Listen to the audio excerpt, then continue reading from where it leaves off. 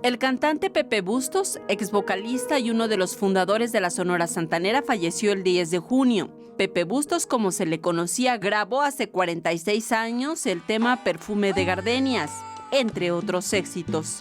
En 2014, recibió un reconocimiento por parte del Senado de la República por su trabajo en la difusión de la imagen y la cultura mexicana en el extranjero. La última aparición pública del cantante tuvo lugar en agosto de 2018.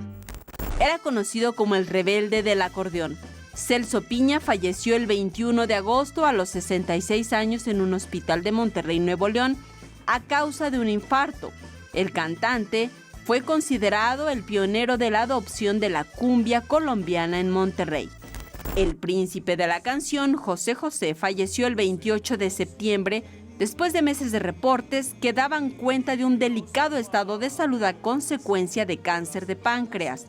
José Rómulo Sosa Ortiz, el príncipe de la canción, tenía 71 años de edad.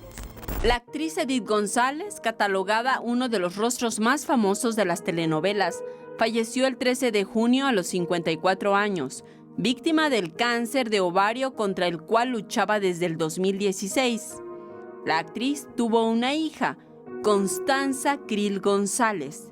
Desde 1970, ella participó en más de 80 proyectos entre telenovelas, películas, series, teatros y otros proyectos más. Y el boxeador José Ángel Mantequilla Nápoles falleció a los 79 años de edad el pasado 16 de agosto.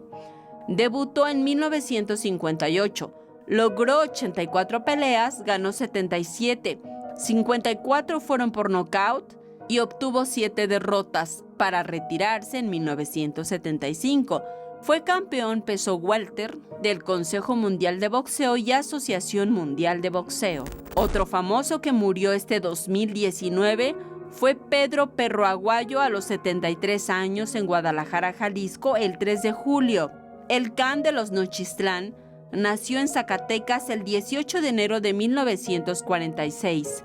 Se hizo un ícono de la lucha libre de 1970 a 1990, además de ser campeón mundial de peso ligero de la Federación Mundial de la Lucha. Se retiró el 30 de marzo del 2001. Saray Mariscal, 21 Noticias.